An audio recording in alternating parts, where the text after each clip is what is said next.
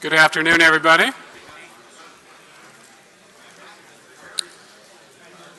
Please go ahead and continue to eat your lunch, but at this time I'd like to begin the introduction of our luncheon speaker.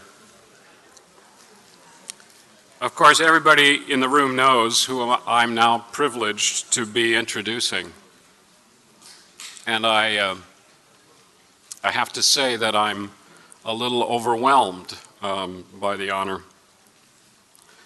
The son of Irish immigrants, born in the Bronx, his father a city bus driver and his mother a domestic worker. He was educated at St. Barnabas Catholic Elementary School and at Cardinal Hayes High School before going on to complete his education at Iona College with a degree in economics. I'm not sure if it's apocryphal or not. I hope it's not apocryphal, but by some accounts I've heard that he worked his way through college as a gravedigger. In 1956, he started his union work as a researcher with the International Ladies Garment Workers Union. In 1960, he left the ILGWU to work for what was then called the Building Service Employees International Union, a union that he would come to lead as its president under its current name, SEIU, in 1980. Under his leadership, SEIU exploded in membership from 625,000 members in 1980 to well over 1 million members in 1995. Moreover, under his leadership, SEIU became a force for public policy, advocating for stronger laws protecting workers' health and safety, advocating for immigrant rights, advocating for gender equality and laws protecting against sexual harassment. SEIU was particularly instrumental in supporting family medical leave, comprehensive health care reform, and a working wage. In 1995, he was elected president of the AFL-CIO, which he headed until his retirement in 2009. The changes under his leadership at the AFL-CIO were, I think we all are aware, were enormous. He inaugurated programs reaching out to women and to youth and even to retirees. He sought in his tenure to retool the AFL-CIO for the rapidly changing economic structures of this new millennium, while at the same time striving to retain its traditional focus on rights and justice for workers. We heard in the last panel the way in which the Catholic Church's social teachings were distilled by Pope Leo XIII's Rerum Novarum, and how they blossomed in the development of the American labor movement, from workplace safety and 40-hour week to minimum wages and health care benefits. In so many ways, Mr. John Sweeney, President Emeritus of the AFL-CIO, is our generation's representative of that tradition. Ladies and gentlemen, Mr. John Sweeney.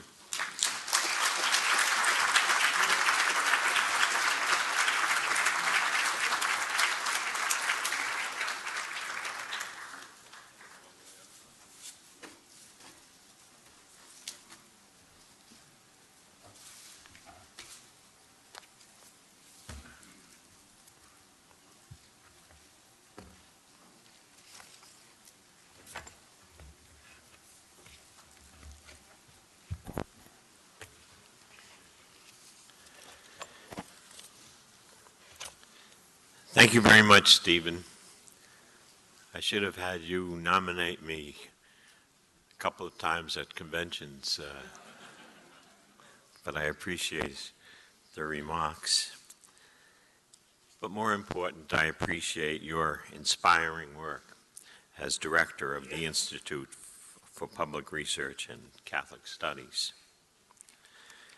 The presenters and the program that you've had that has been put together for this conference bear witness to your leadership skills, Stephen. We thank you for bringing them to our faith and to the progressive movement of our country. We also should thank you for your apparently paranormal gifts. Today's examination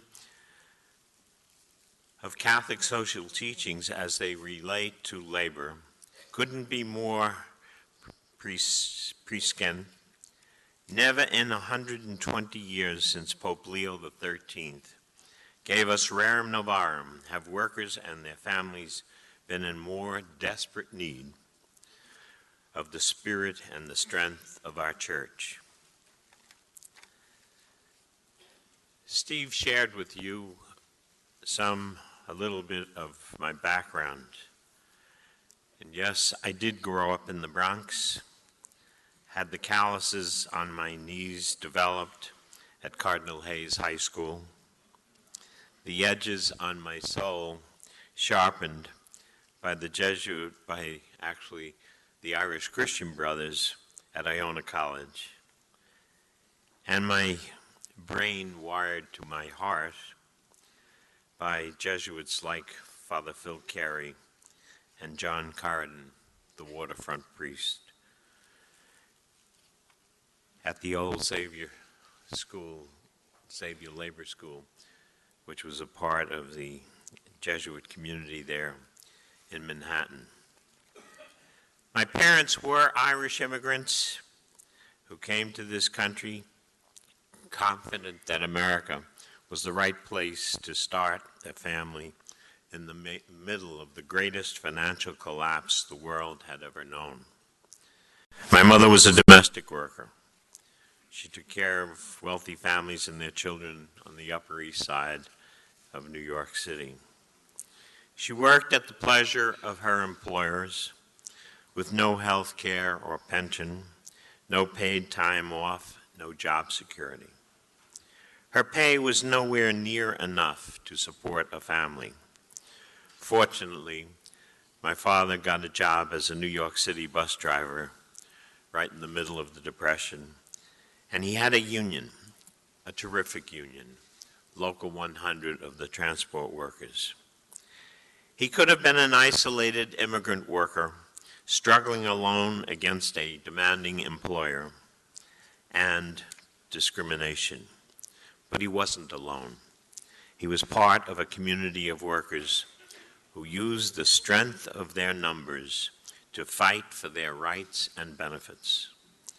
As a group, they were able to bargain successfully for a livable wage, health insurance, and pensions. Working together, my parents were able to help their children go to college and into productive lives. Does this sound familiar? The fate of my family was prescribed by Rerum Novarum, which was and is explicit, and not only in insisting on the rights of workers to join a union, also insisting on the rights of workers to not only join and form unions, but in proclaiming the value of unions in guaranteeing a just and equitable society. No wonder that in my home, we valued three things: our family and church and my dad's union. We knew without our family, there would be no love.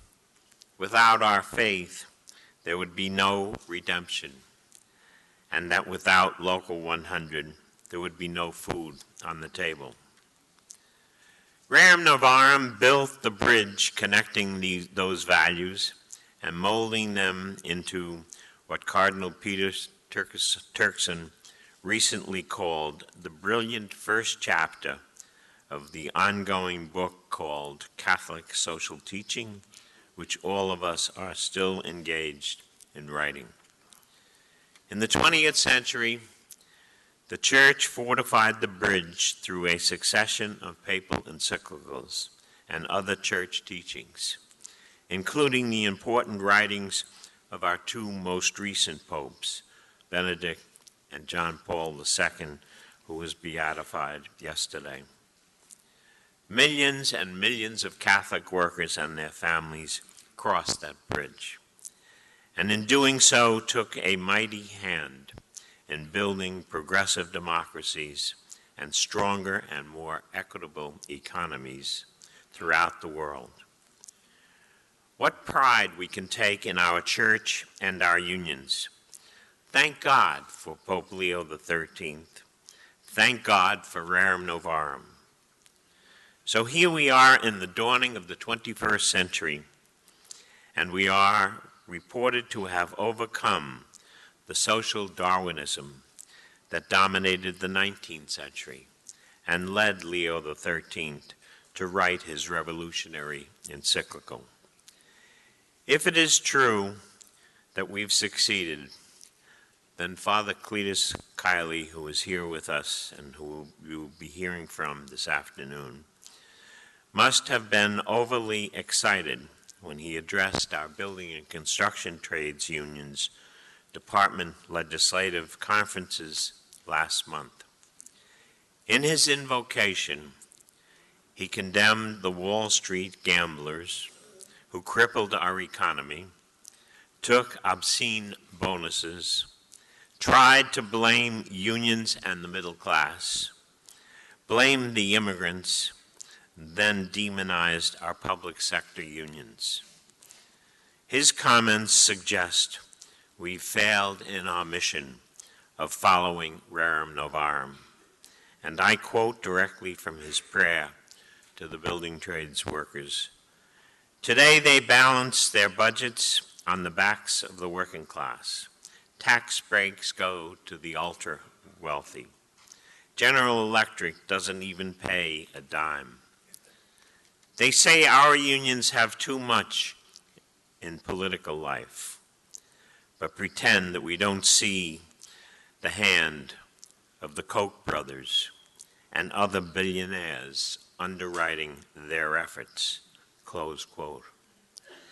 Thank God for a church that produces leaders who are unafraid to tell the truth. Thank God for Father Cletus Kiley. I don't think Father Kiley was mistaken or overly excited when he made those remarks. I think he was understated. The truth is even uglier and more repugnant than he described. Today, more than a century after Rerum Novarum patterned a blueprint for a society in which the few would no longer be masters of the many, workers in our country haven't had a raise in more than 30 years.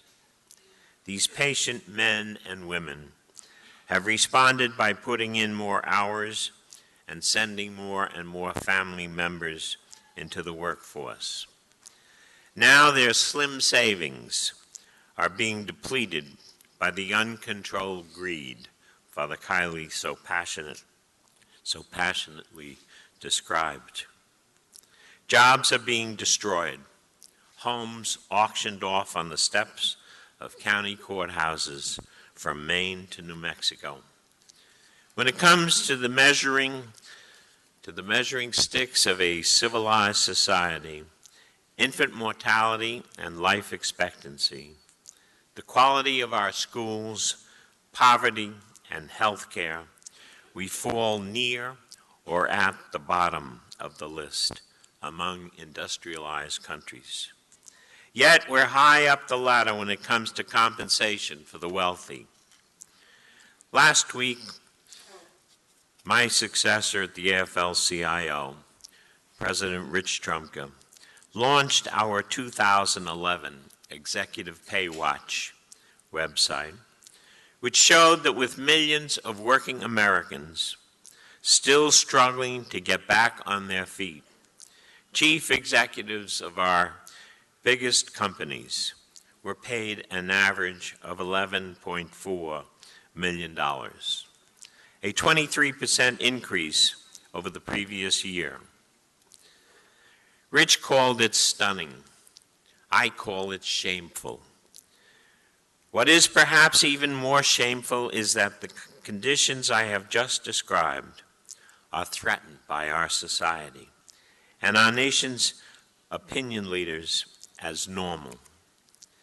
In fact, working families in our country are in desperate trouble, and labor unions, the free associations that Rerum Novarum said should protect them, are under attack as never before. The forces of what Pope Leo XIII properly called unrestricted capitalism have always opposed the formation of labor unions. But in the first 70 years after he sent his historic letter to the bishops, we made great strides, working with the Catholic Church, many other religions, and the progressive political movement in our country. We built a labor movement that pulled millions of working families up into the middle class. Protected by our government as justified by Rerum Novarum and the encyclicals that to this day echo and amplify it, millions of workers came together in unions. With our combined strength and organization, we were able to successfully champion laws that infused Catholic social teaching into the marrow of our entire nation, among them old age and disability insurance, labor laws, wage and hour regulations, health care, civil rights acts, federal aid to education. I suppose it should have been anticipated, but I think both the church and our labor movement were surprised when employers reacted to those laws and declared war on workers and our unions in the early 1980s. Some say they were emboldened by President Reagan's firing of the air traffic controllers. Others think we simply dropped our guard, the church as well as labor, and became complacent. What matters that for the past 30 years, workers' wages have declined in concert with a historic decline in union membership and a decline in the attention of our church to economic justice issues.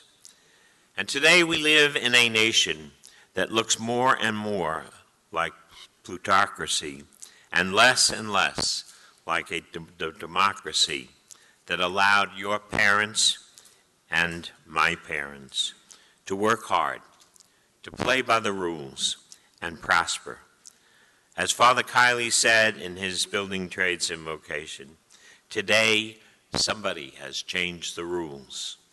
For many years, private sector, corporate employers changed the rules simply by ignoring them, breaking our weak labor laws governing contract negotiations, and breaking union organizing drives simply by firing union supporters. Earlier this year, politicians began taking America's anti-union, anti-worker crusade a step even further by trampling the rights of public employees and boldly trying to eliminate their unions altogether. I'm sure most of you are familiar with what happened recently in Wisconsin, where a newly elected conservative governor forced state as well as municipal unions to concede health care and pension benefits, and then outlawed collective bargaining. This isn't a struggle over health care and pension benefits. The workers and their unions agreed to those concessions. This was a struggle to preserve their right to come together in unions and collectively bargain for a better life. And they chose to losing that right altogether. Now the union-crushing movement has marched into 24 other states, including states like Ohio and Indiana, Michigan and Florida, New Hampshire, Missouri, Pennsylvania, and even last week we saw Massachusetts and more among them. If unchecked, this assault on the very existence of unions is sure to spread, and the impact on Catholic social teachings and indeed the moral and economic fiber of our nation will be profound. It is particularly distressing that many of the governors and legislators involved are Catholics who are simply ignoring the encyclical that we celebrate today. And it saddens me to witness the marginalization of our social teachings in the American church. Let us remind our entire church that Rerum Novarum is not a cafeteria of suggestions and ideas from which we are free to pick and choose, but the modern expression of an unbroken line which stretches from the book of Genesis throughout the Old Testament to the teachings of our Lord Jesus Christ himself. Pope Leo XIII left no room for equivocation when he wrote, "The state has for its office to protect natural rights, not to destroy them, and if it forbid its citizens to form association, it contradicts the very principle of its own existence." And let us also remind our Catholic elected officials, as well as church leaders, that an attack on workers' freedom to come together for a better life is an attack, on the fundamental teaching of the church about human dignity, not some ancillary document or doctrine that applied to our grandparents but not to us. Economic Justice for All, issued by our U.S. Catholic bishops in 1986, reinforced Rerum Novarum, as well as the teachings of a succession of popes. It instructed us, and I quote, "No one can deny the right to organize without attacking human dignity itself. Therefore, we oppose organized efforts such as those, regrettably, now seen in this country to break existing unions and prevent workers from organizing."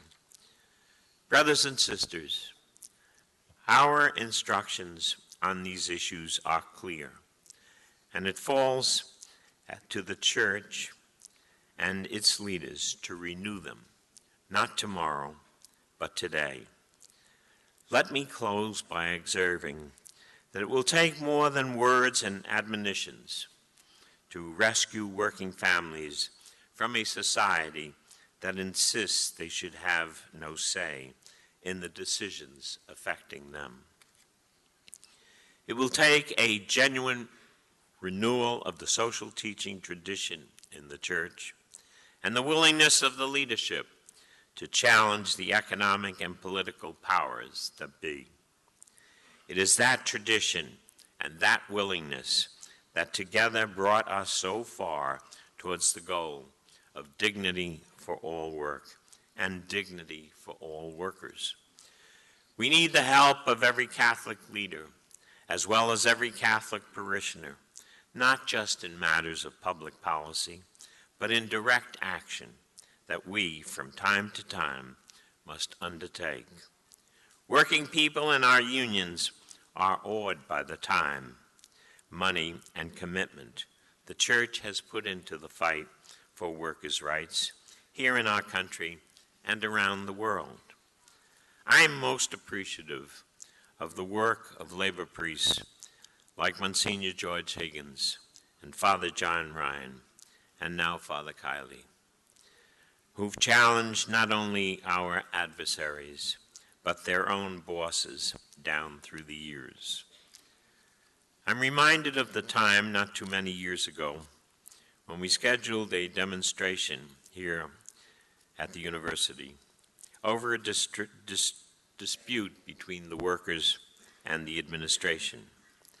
The then president of Catholic University called a certain member of the hierarchy, who then called me and asked me to cancel the demonstration in exchange for a promise to deal with our issues.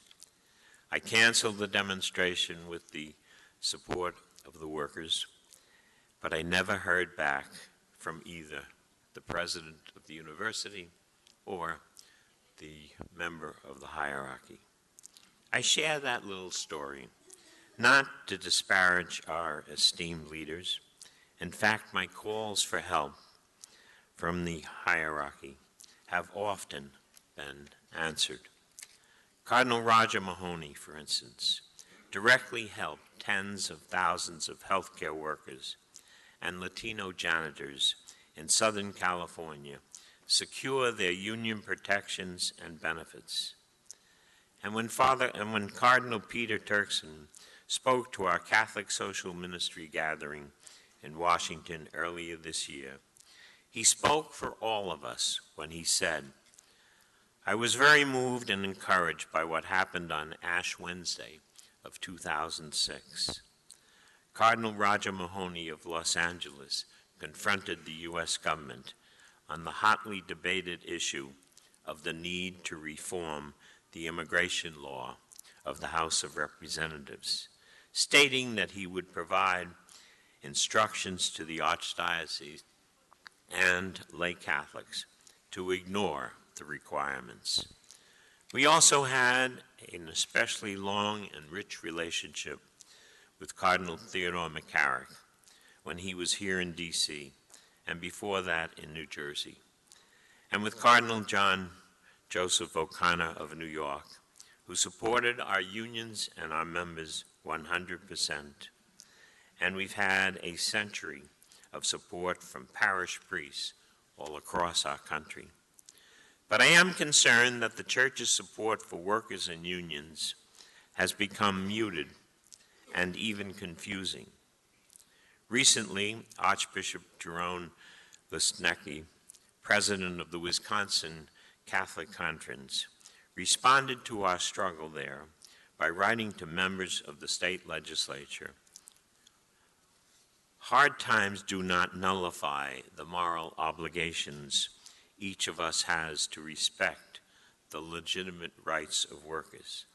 In that statement, which was supported by all the Wisconsin bishops, he quoted Pope Benedict in his 2009 encyclical, Caritas in Veritate. They repeated calls issued within the Church's social doctrine, beginning with Rerum Novarum for the promotion of workers.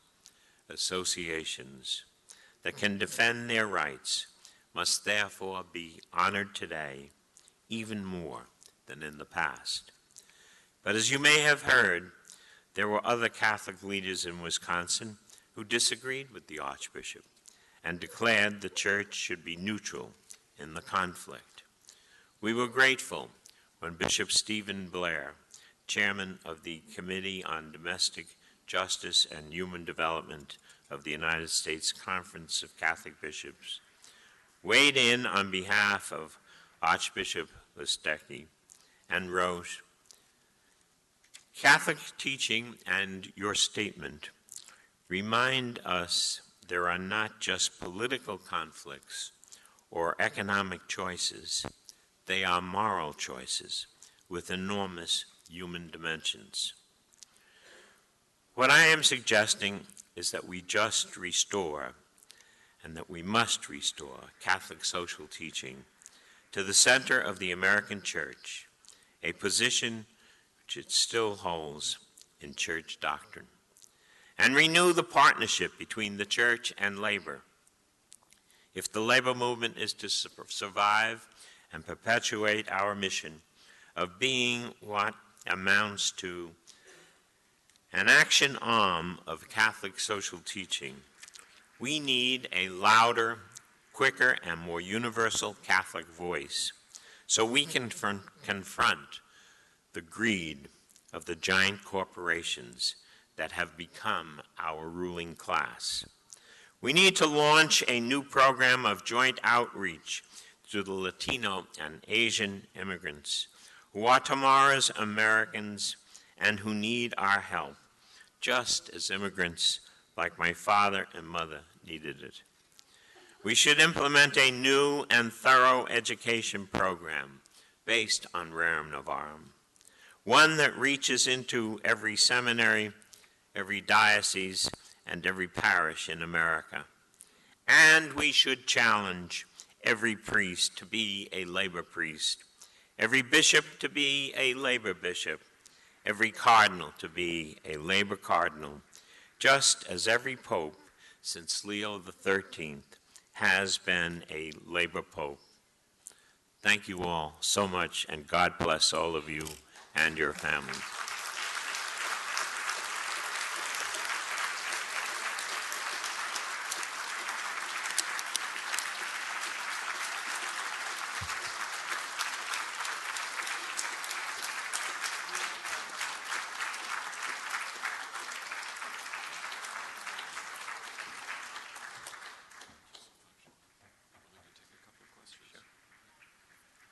Mr. Sweeney would be willing to take a few questions if there are some questions.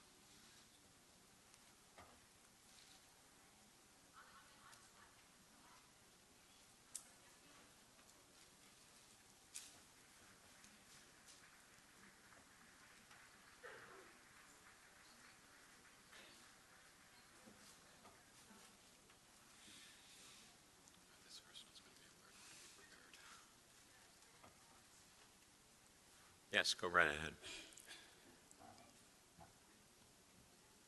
My name is Li Yang, and I appreciate your speech, and it's very good to have that kind of role model. And what I want to say is, could you do something, not just wait until a huge number of people or labor or worker who suffer. Instead, every time you see somebody who are victimized or penalized, would you be able to just stand up? So by doing that, you discourage the perpetrator or tyranny or any unjust system who victimize all of, especially minorities. And actually now, I'm very concerned they victimize senior citizens, they victimize almost black and white, it doesn't matter. So I just wonder if you can take a step forward and make every action everyday business, rather than wait until the majority of people seems to suffer everywhere. You get my point? I'm getting there. Could you just finish with the last request in terms of what you would like me to respond? I would like to have just Catholic universities or any labor unions or just general public really working together and face any injustice, whether it's social, economic, or political elections, because they are manipulated every second, and then they have proposed any bad legislation, which is by heading is really misleading, and then people don't understand, they are not aware, they are hired by those not just corporation, but simply a big guy group, 3 branches of government, or even private sectors. Probably I would be better responding to you with some material on the activities of the labor movement and respond to some of the key points that you raise in your brief remarks.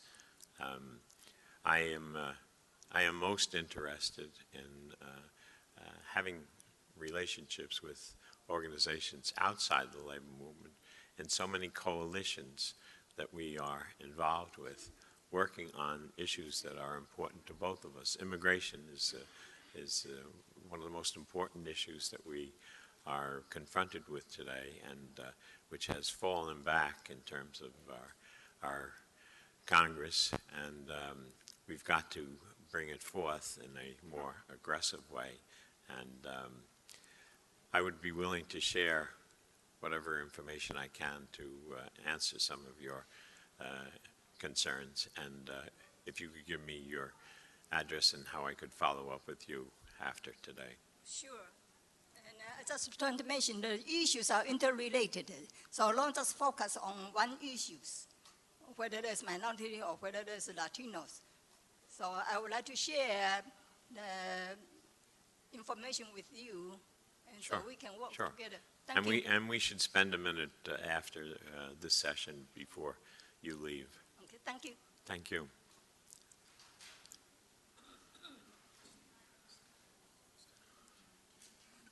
Mrs. Sweeney, thank you for your talk, your presentation. My name is Sister Maria St. Catherine. I'm a lay emerist. 1961 also marks the 50th anniversary of the encyclical Mater et Magistra, which also addressed social responsibility of the church in regards to labor and equities and gender, etc. I wondered if you could please address your concept of the common thread of social responsibility in labor and gender equities in the economic and the labor systems between Mater et Magistra, which was written in 1961, and Rerum Novarum. Thank you. Thank you. And that's a very important issue, very important concern, and we have worked for a number of years aggressively on the whole issue of wages as well as gender, and how workers have been discriminated against in so many different ways, and how important, not to be repetitious, but it relates also to our focus on immigration. And we have to bring together organizations that share the concern that we have. When I say we, I mean Catholics as well as the labor movement. But it's just so important that we mobilize and that we grow in strength in terms of how we're going to address these issues.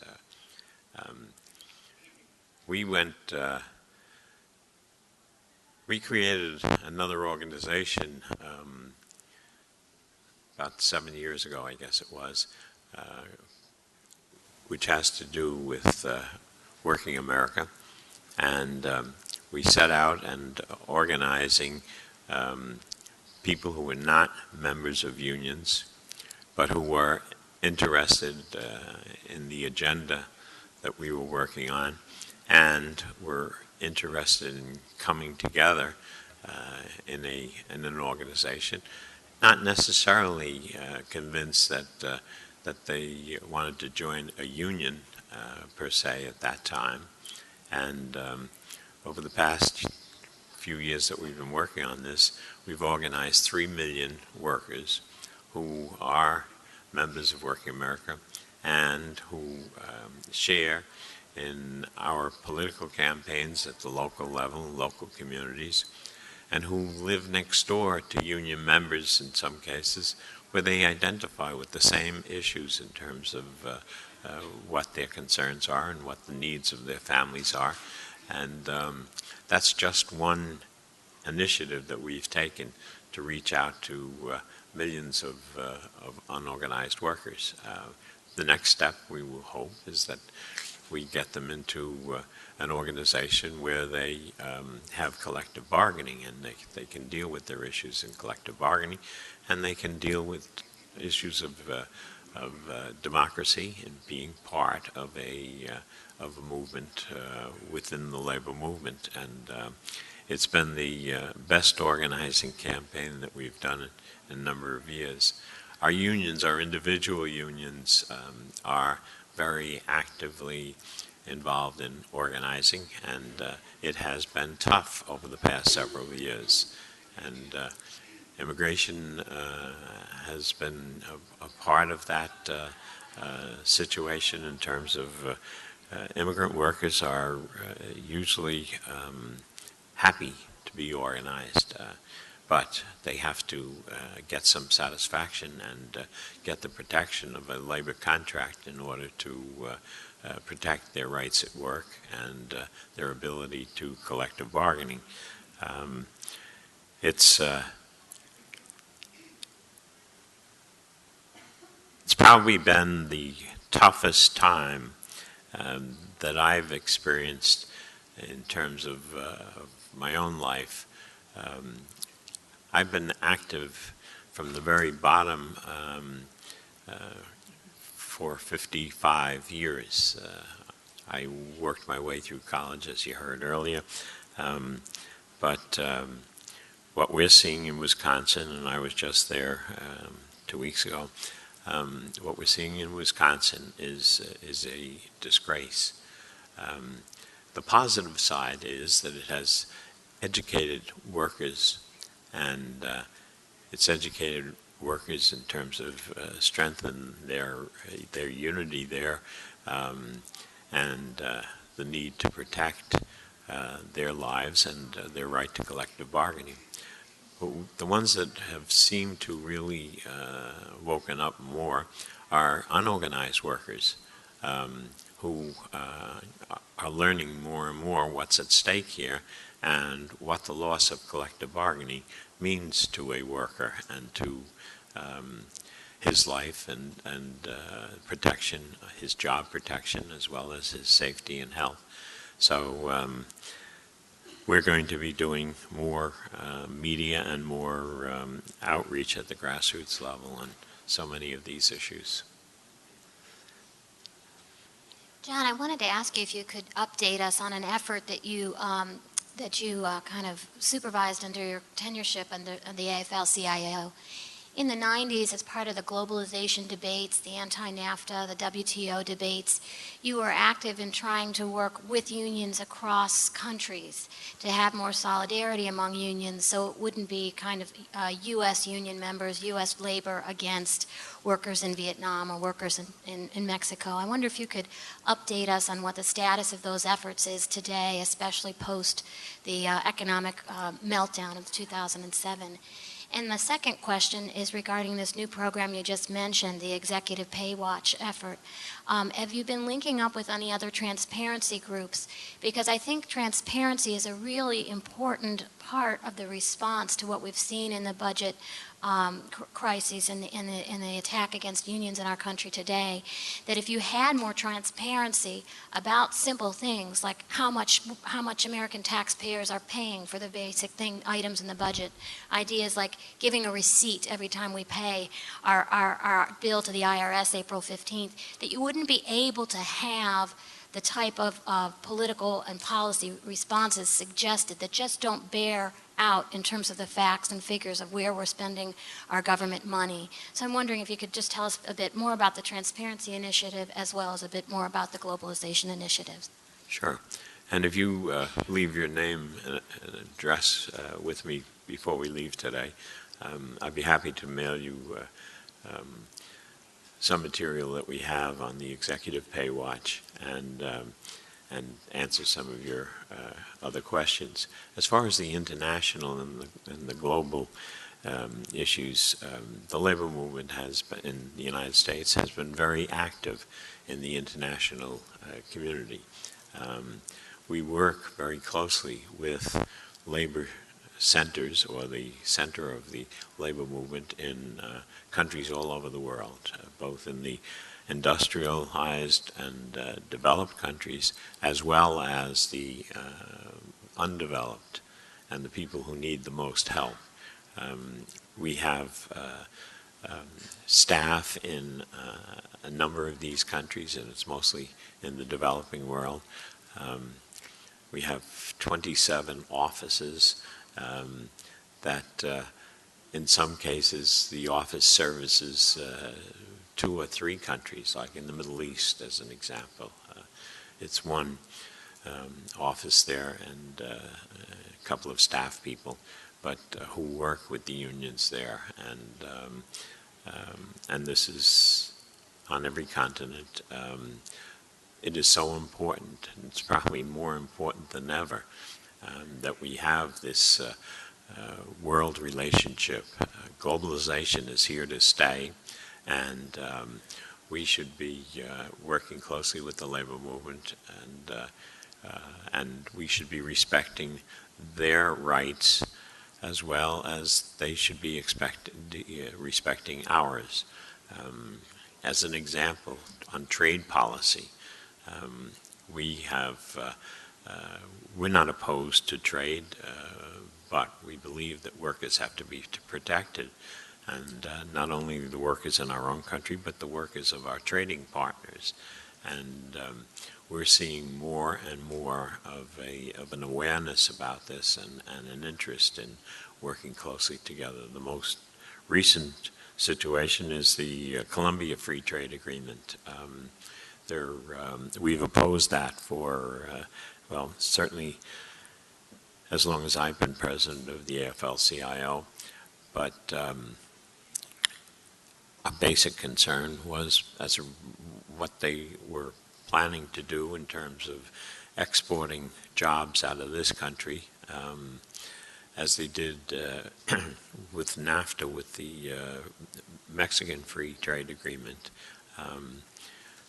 When we were opposed to that, we were opposed for two very good reasons. One was that the workers in our own country were going to all be losing jobs with a lot of the management or corporations moving to wherever they could get the cheapest possible deal. And Mexico was the opportunity for them then. And they did grow in employment in Mexico, but in many industries there was a loss of those jobs that were outsourced. What has happened today is that Mexico has lost those jobs, and those jobs have gone to India, China, and some of the Central American countries. Trade can be good, and trade can provide the kind of working relationship that U.S. companies can have here in the United States as well as in our trading partners. Well, now it's become a situation where unions in other countries are seeing what's happening to them. Like in Europe, they're concerned about how their industries have moved more recently to the places that I mentioned before in terms of Central and South America and Asia primarily. But that's just one issue where we can be working together. And we do have, all of us do have meetings with the international institutions. You mentioned the WTO, and we do have relationships that we discuss when we are participating at the ILO,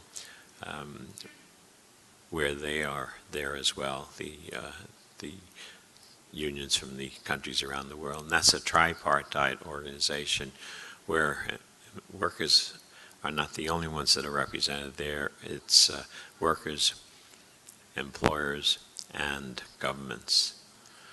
So we take advantage of all of those, and we realize the importance, and we fight very hard for not just our members, but for workers.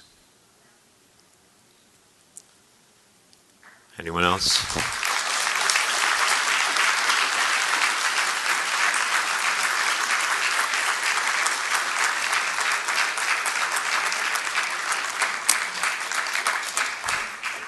Thank you very much, and I should have at the outset introduced a couple of people who are here with me. My wife and daughter are sitting over here. Tula Connell.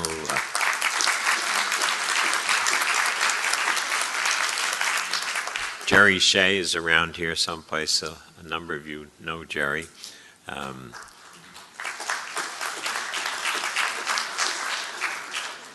Pat Liris is also with us from my office.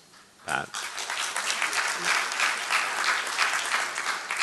Ray Abernathy, I think, is roaming around here, but he helped me with my my remarks, and that's a big help. Thank you.